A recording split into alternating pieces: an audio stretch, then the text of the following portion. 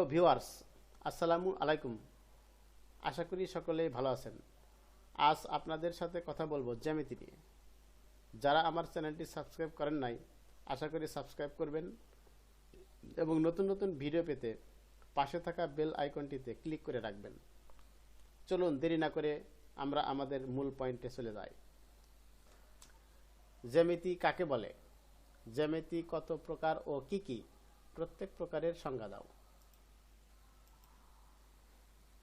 জ্যামিতি জ্যা অর্থ ভূমি বা ক্ষেত্র এবং মিতি অর্থ মাপ বা পরিমাপ, অর্থাৎ জ্যামিতির সহজ অর্থ দ্বারাই ভূমির পরিমাপ বা ভূমি জরিপ।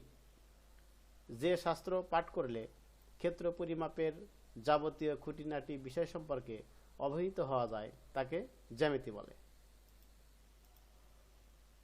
অথবা জ্যামিতির সংজ্ঞা আমরা এভাবে দিতে পারি: গণিত শাস্ত্রের যে শাখায় ভূমির পরিমাপ, দৈর্ঘ্য, প্রস্থ, বেধ, কোণ, সীমা, আকার আকৃতি, আয়তন ও ক্ষেত্রফল ইত্যাদি সঠিকভাবে নির্ণয় করা যায় তাকে জ্যামিতি বলে।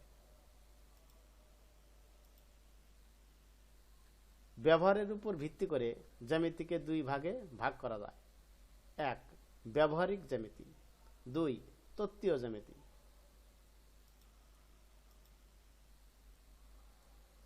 ব্যবহারিক জ্যামিতি জ্যামিতি শাস্ত্রের যে শাখা পাঠ করলে রেখা, কোণ, ভূমি ইত্যাদি আকার কৌশল আয়ত্ত করা যায় তাকে ব্যবহারিক জ্যামিতি বলে। তত্ত্বীয় জ্যামিতি জ্যামিতি শাস্ত্রের যে শাখা অধ্যয়ন করলে জ্যামিতিক সত্যগুলিকে যুক্তি তর্কের দ্বারা প্রমাণ করা যায় এবং এই প্রমাণিত শর্তগুলির সাহায্যে যুক্তি তর্কের মাধ্যমে আরও নতুন নতুন সিদ্ধান্তে উপনীত হওয়া যায় তাকে তত্ত্বীয় জ্যামিতি বলে। সকলকে ধন্যবাদ।